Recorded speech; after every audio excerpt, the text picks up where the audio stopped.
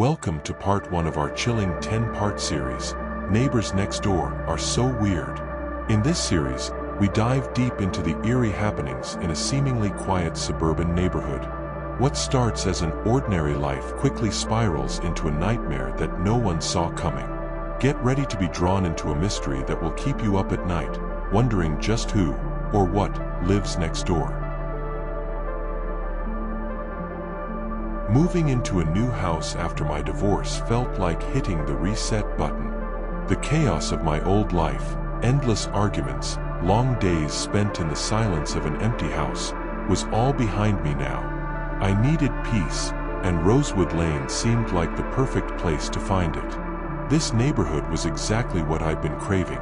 Neat houses, perfectly trimmed lawns, and streets that seemed to whisper tranquility. It felt like the kind of place where life was calm and predictable. The day I moved in, the sun was shining brightly, almost as if the universe itself was welcoming me to my new start. I was surrounded by moving boxes, unpacking everything I'd managed to salvage from the wreckage of my past life. But it wasn't just the boxes that caught my attention. No, it was the neighbors. They were everywhere, eager to make me feel at home. Carol, across the street, brought me a warm pie. The elderly Suttons, living a few houses down, handed me a potted plant, while Greg, a few doors down, invited me to a barbecue he was hosting that weekend. It was suburban life at its finest. Everyone was friendly, everyone was eager to welcome the new guy. It was a bit much, honestly, but after months of isolation, it was refreshing. Everyone greeted me, except for the house next door. I couldn't help but notice it. The house next to mine stood out, not in the way you'd expect for a new neighbor, but in a way that was off. 2 stories like mine, but older, with peeling paint and an overgrown lawn that looked like it hadn't been touched in years. It was always dark there, too. The windows, even in the middle of the day, were shut tight with drawn curtains. No flowers in the yard. No welcome mat by the door. Nothing.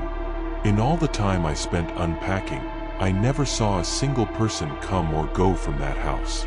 A few days later, I was at Greg's barbecue, surrounded by the usual chatter and laughter of the neighbors, when I decided to ask about the house next door. "Oh, the neighbors next door?" Greg said, scratching his chin as if he was thinking hard about it.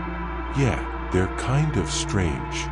Don't see them much around here." Marina, his wife, chimed in. "We've lived here 5 years, and I've only seen them twice. They just keep to themselves. You probably won't even know they're there." That was it. The conversation moved on, but I couldn't shake the feeling that there was something more to the story. Every time I looked at that house, I felt like something was wrong, like there was more to it than just a couple of reclusive neighbors. But I tried to forget about it. People have their quirks, right? Then one night, I heard something strange. I had the windows open, letting in the cool night air. When I first heard it, faint talking, coming from next door.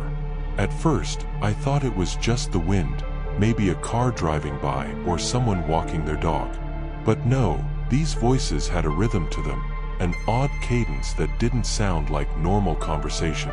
It wasn't clear enough to understand the words, but it almost sounded like chanting, like someone was speaking in a language I didn't recognize. It wasn't alarming at first, but it felt wrong.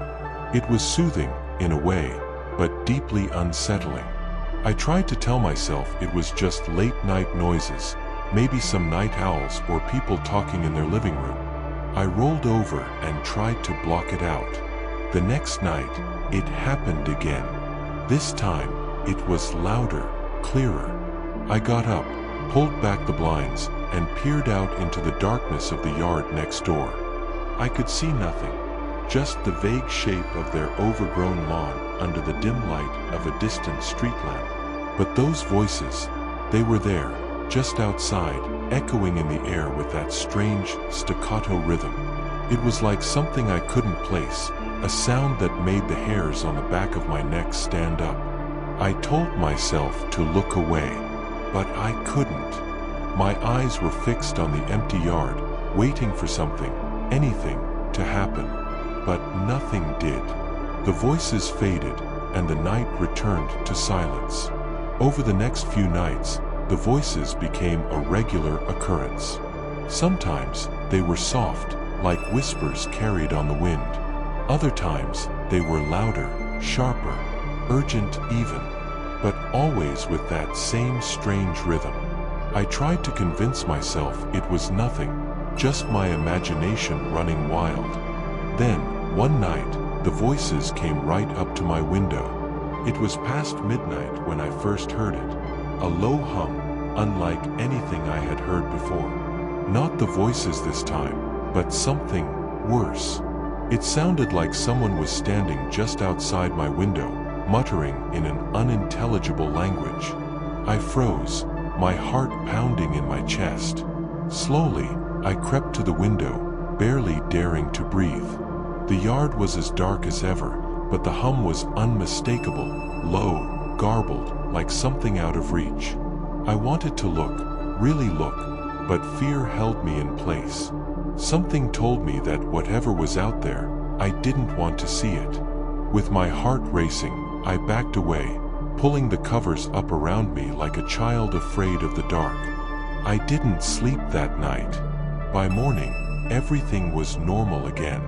The neighborhood was alive with the usual sounds of people walking dogs, kids playing in the street. But I couldn't stop thinking about what I'd heard, the voices, the hum, that house next door. Whatever was going on there, it wasn't just strange neighbors keeping to themselves. Something was wrong. I could feel it. What do you think is going on next door?